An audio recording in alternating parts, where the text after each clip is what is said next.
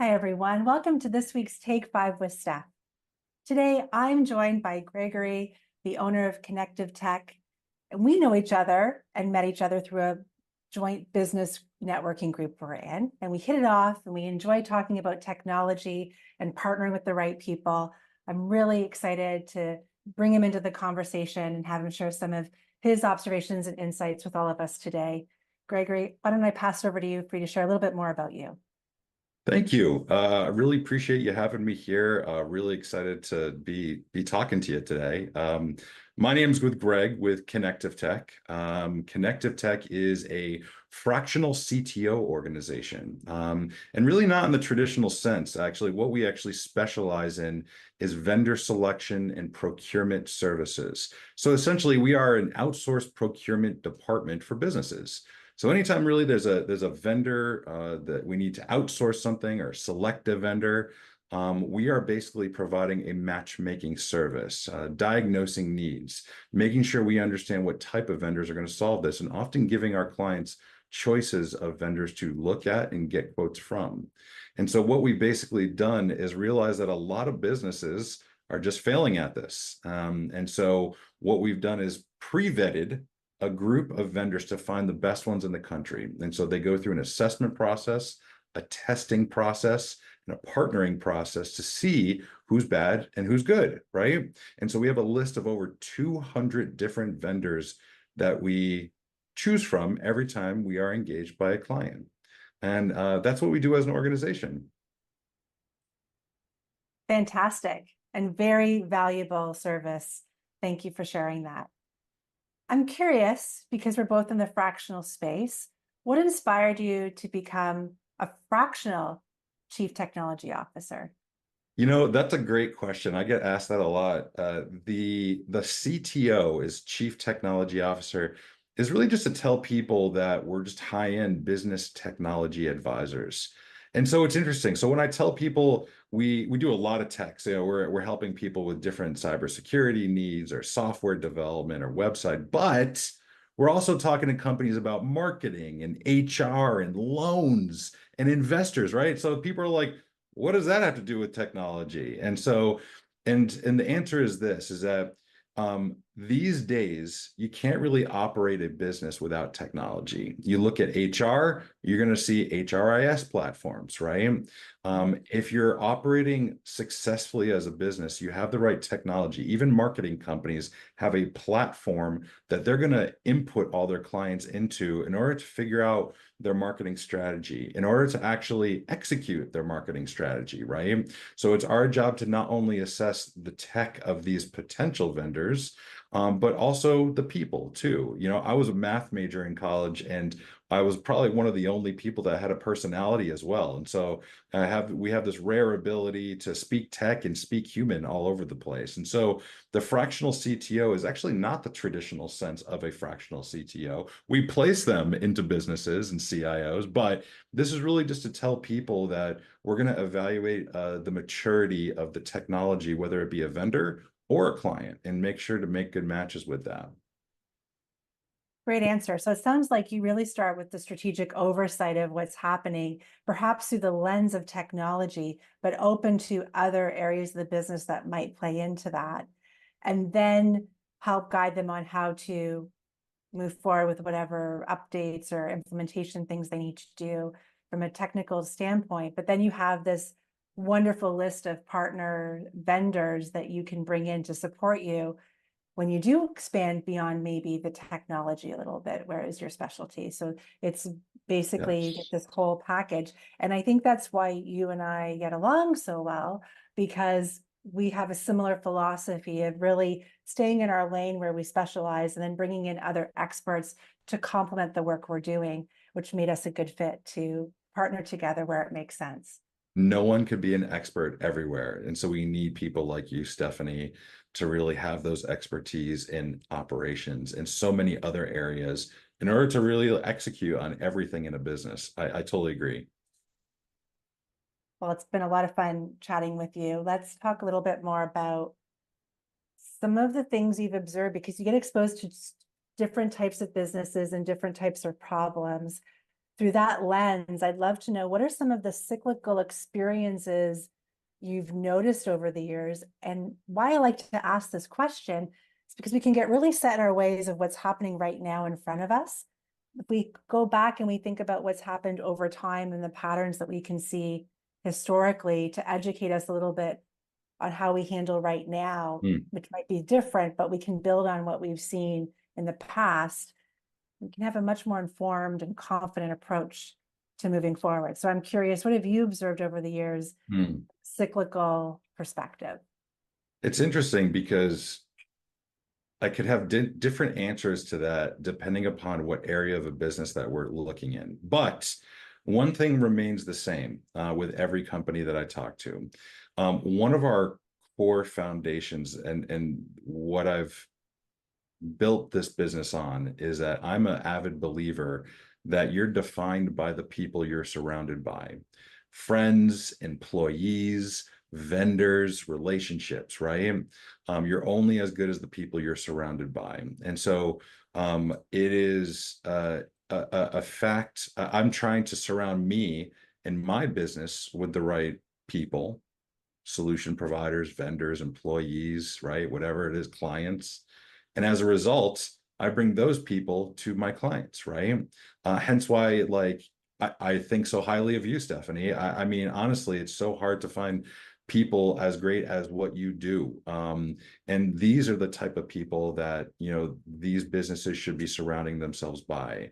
A lot of times I see, hey, my second cousin's former roommate does this, and I'm going to bring this person in because I know him and I don't speak this language, and you know, I'm in business for this, but I need X, Y, and Z, right? Not always the best idea, right? You know, like we've been talking about, you really need that set of expertise in each one of those areas to be executing the right way, and you're only as strong as your weakest person. And in every area. So, you know, I would say the good businesses are surrounding themselves by the best people, smarter people, right? Even like the owner says, I want to hire smarter people than me. You know, I love talking to the very few owners that have that mentality, right? Because let's put ego aside and let's say, I know where I'm weak, I know where I'm not, and let's fill in the gaps to where I'm not, you know? So surround yourself by the right people. Is not something every business does well. And so that's the cyclical thing that the commonality between the businesses I help. Very good insight. And one that's relevant for what we're experiencing, I think, what we're experiencing today, I think, because there's a lot of focus on the change in the workforce and how to find the right fit people depending on your industry. It's really well said. And if we can keep that human element that you've spoken to, Mm, then how you implement will go a lot smoother. hmm. Totally agree. I'm really curious to learn more about your assessment tool that you use with your partners and clients. Can you tell us a little bit more about that? Mm. It's interesting. We do have an intake form that kind of guides the way through the projects. Our assessment tools are going to vary based on the need, right? So often we're brought in for cybersecurity needs or tech support needs, which is one type of assessment, right? Sometimes the second most common ask is for digital marketing firms right now, right? And so that's a different type of assessment tool. We're going to need to say, where are you currently at, and where do you want to be, right? And those are the two things that we have in common as well. And so it takes some back and forth. It's so interesting that one of the misconceptions I see a lot is that you take a manufacturing firm, you know, one of the errors that they're going to do is they're going to go to their competitor and say, hey, what are you using for your CRM or ERP, right? Because that to them will indicate, oh, maybe I should look at that too. But in reality, every business is going to look different, right? Let's just say, for example, if 20 manufacturing firms had Salesforce, right? Using Salesforce for their CRM or ERP, right? Um, that Salesforce should look very different for every 20 companies. Or maybe their processes, even though they're the same business, are completely different, right? It's going to dictate which type of technology they should then use, right? And so that assessment tool there's some commonalities when we talk to businesses, but we really have to customize our conversations for every business in order to give every business the right solution, right? So there are some commonalities of tools we walk through for each scenario, but each one of it's going to be bringing an expert to the table and also doing a deep dive into their situation to be able to find the right solutions, if that makes sense. It does. The assessment is really just understanding where they're at so that you can then assess what they need. That's how I would paraphrase Yeah, it. absolutely. And then one of my pet peeves is when advisors come into a business and only focus on a certain area, right? And it's a pet peeve of mine because let's say we're talking HR, right? Well, HR affects employee engagement, technology, what's on the website, like, SOPs, like things like that. One area affects so many other areas of business. And I think that's where their people and processes fail because they fail to communicate between departments. Hey, there's a change happening here. Where else does this affect, right? And so, that is set. We have to look at a business holistically in order to make sure it's a long-lasting solution, make them grow, right? Because that's what it's really all about, is growth. Well said. I'm noticing a little bit of a trend because I have a lot of respect for you and other CTOs in my network. And just to help the audience a little bit, what I'm picking up on is you need to go from like what your experience is, how you service or how you offer a product to someone end to end. And you really need to be clear about what that is, beginning to end, and all the little steps in between. And then understand what the core Mm, responsibilities and systems are in the business to actually provide an awesome experience mm, during that journey that someone goes on working with you from the beginning right up to the end, and how to make that a recurring revenue opportunity in some way for the business as well. Because we all know, you want to retain clients and customers as long as you can, because there's a lot of investment and time to get those mm. new clients and customers into your business. There's a lot of work and grooming and support and marketing to go with that. So that's me summarizing and explaining that. And what I've noticed, because I start from breaking down silos, like that's where I Mhm. start in the work that I do, that it's hard for me to sometimes remember that, oh, most people don't do that. They just work in their one area and then hope it'll work holistically, and then it breaks down. That's one interesting thing. I think when we start with technology or you start with a process and you don't take that holistic lens, you're at risk of failure work. I just Look, really wanted to pause there and build on agreed. what you said there. I agree. And to expand that even more, people come to me and say, what type of technology do you use? A piece of software, CRM and ERP. And technology technology can either exacerbate problems that you already have or increase efficiencies that are in place, right? So technology is really the step three, right? The first step is Stephanie, is what's your process? Do you have one way to do everything and does it work? Or do you have several ways to do things and everybody's kind of doing things differently, right? And then structure. Like, what's your business model? How do you get payments? What's the client experience like, right? Those two things, process and structure, then will define what type of technology you need in order to excel your growth, right? And people forget that so much. They just go right to the technology to try to solve their problem. And it's really, step three in that conversation, at the earliest, I would say, right? I agree. I think it's easier to start with the technology because you can see a demo, you see what it could look like, Right. you think this is going to Yeah. solve all my problems. And so I don't mind if people start there. That might be Yeah. how you start to figure out what you want it to Sure. look like or be. It's just so important that you go back and look at the other pillars in Mhm. the business to make sure that it would make sense across that whole landscape for you.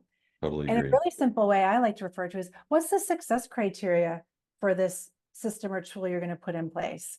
Why Mm, are you doing it? How is this going to help you achieve your goals? When you pause and you think about that, you can often talk yourself out of something that doesn't make sense fairly quickly, mhm, or know that this is definitely something you want to do, but it's a much larger undertaking. I just had a client decide they wanted to switch over their whole communication tool, and I agreed it's a great idea.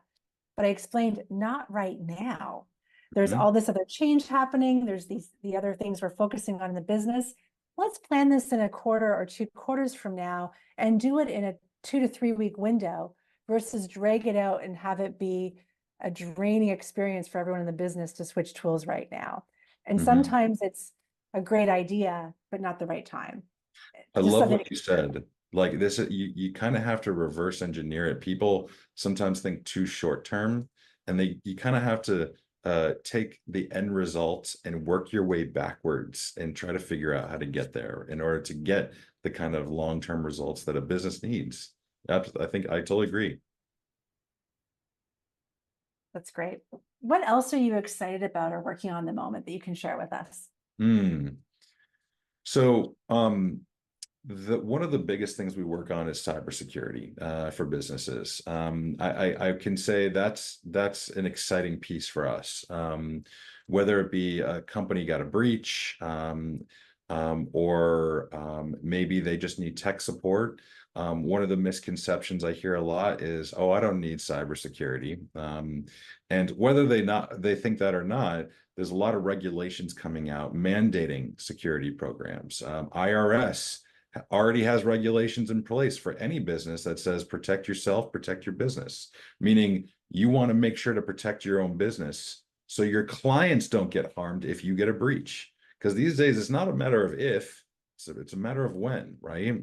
And what's the Yeah. best program? And a lot of misconceptions around cybersecurity. I don't have data worth taking. Well, if you use technology, you have data. If you take payments, you have data. If you keep employee records, PII, name, social security number, phone numbers, you have data worth taking, right? One of the biggest breaches that happened, I think 3, 4 years ago, the Colonial Pipeline, where all the gas got shut off across the country. It was because the hacker got into the business and took over a piece of software that managed their whole accounts receivable and accounts payable platform. So the company couldn't get into it because a hacker took control. There's data worth taking. There's a lot of misconceptions. Every business needs the proper support. And like we said in the beginning, there is more bad than good out there. And so there's companies that aren't doing a good job that are cybersecurity companies, right? That's why it's so crucial to work with someone like yourself or me to help guide that process to see who's going to be good and who's bad and who to stay away from and what to expect, right? In this process, right? I think that's what we're seeing a lot of. It's a lot of educate people in business understand why they opened a business, the service they're selling, the product they're selling. But in order to run a business, now you need everything else: tech support, cybersecurity, website, credit card processing, right? And so you really need to engage in an expert to kind of guide your way and be like, what's the best path to get me hooked up with the right service and to do this compliantly? There's ethically or you can do what's right with everyone around you and still do well. And I think a lot of people miss that. They take shortcuts. And that's a second foundation of Connective Tech is that I left a larger company because some of ethical issues that I didn't agree with. And so I vowed to start a business to do it differently. And I think that everybody can do it like that. Everybody can be successful and do what's right by everyone around them. Well, you're a great example of that, and also an example of building a business, bringing others along with you on that journey to prosper with you. So it's commendable what you're doing. I appreciate it. Likewise, Stephanie, really. Just to close the loop on the cybersecurity, because it's a big area and can kind of feel like a black box for many people. How do they know to reach out to someone like you, or where do they Hmm. start? For example, I'll just share that my business, we have cybersecurity insurance. I have cybersecurity protocols in place, and it might be simple compared to a large corporation, but I know that there's certain things I do. If I ever have to call on the insurance I have to prove that I am doing my due diligence to keep things in good shape. Hmm. And also, if you do everything online and every dollar matters to you, you need to have things in place to protect your funding and make sure someone can't get to it. I also think personally we need to think about these things as well, which is getting off topic a little bit, but I see a lot of seniors being susceptible to some of the Yeah. approaches that scammers are doing. And I feel a sense of responsibility to help the elderly around me and teach them. But I'm also thinking one day I'm going to have a senior moment in my life and figuring out what are going to be like, I think when I'm old and gray, there's going to be AI involved in it Mm. where it sounds like my family member or looks like my family member. Yeah. And I'm already thinking of strategies right now with my 11-year son and planning to see, like, just, we'll have a special way of figuring out whether that's really each other or not, right? So What's the password? the more you think about this in business and that, the more it also helps you in other areas of your life. Yeah. But I guess it could seem like a big, for me, I can think sometimes I can go too far and think it's overwhelming. How do we just Hmm. start and know that we're checking in on it and we're taking the right first step? What would you recommend? Good question. Uh, I would say these days, as you are a small business, there's so many indicators out there to see, hey, what are we doing? How are we doing this correctly? So, starting from the top, and not to geek out on you too hard. Obviously, has there been a breach? We're dealing with a situation right now where an internal employee is accessing data and files that they shouldn't be accessing. Or did somebody get into your system, right? So that's an easy indicator. Hey, I need to get help, right? Beyond that, there's a lot of requirements. So are your clients telling you, hey, give me a document saying you're securing your business because if you're going to work with me, I want to know that I'm safe. So sometimes we hear that. Sometimes, for example, like the Department of Defense, any contracts in there have to comply by something called CMMC, which is a cybersecurity framework, right? And so there's external factors that are dictating, hey, you have to do X, Y, and Z, right? But if you're like, I send a lot of emails and I attach things to those emails, or I have a server. I back up my stuff on a thumb drive or a disk, right? Those are all factors, and be like, am I doing this securely? Is this the safest way to do this, right? There's been a lot of movements to get servers away from a business and get everybody to a cloud environment. There's certain security features that come with that, and make you less at risk when just moving to the cloud, and things like that. And so, there's no end in how far you can go with cybersecurity. These days with cybersecurity insurance, there's mandates around that. It actually is cheaper to get cybersecurity insurance if you have a tech company putting cybersecurity plans in place. And there are some minimums that every business should have, but there's really no distance at how far you can go making things secure. And when you said we were off subject and kind of the education around it, that's actually the first layer of cybersecurity, is just education. Talk about it. Like, are you clicking on emails you shouldn't be? And not all emails are easy to recognize these days to say, don't click on that, right? Mhm. If you're working from home, are you sharing a Wi-Fi with family members who maybe are on computers or playing games that are on devices that are not secure, making your device insecure, right? So talk to a professional, ask questions. It's free to ask questions. It does not hurt, right? You better, I'm the kind of guy who's going to ask a lot of questions so I'm satisfied with the answers, right? And so ask around. Talk to the experts. That's the best way to figure out, what do I do? How far do I go? Do I need it now for my business? Be proactive is really the best advice I can give you. So if people have a question, it'd be good to just book an introductory call with you and ask a few Yeah, questions and learn a little bit and see what's next. Does that sound about always, right? always happy to do it anytime. Awesome. Well, thanks so much for being here, Greg. I had a great time. I think the world of you, and I appreciate all the insights and Likewise. that you've shared today. Thank you. I'll we're going to stay connected. We already have a plan to meet in I a love it. few weeks. So I'll Thank you see for you, having Andrea, me. soon. You're welcome. Great to have you here. Take care.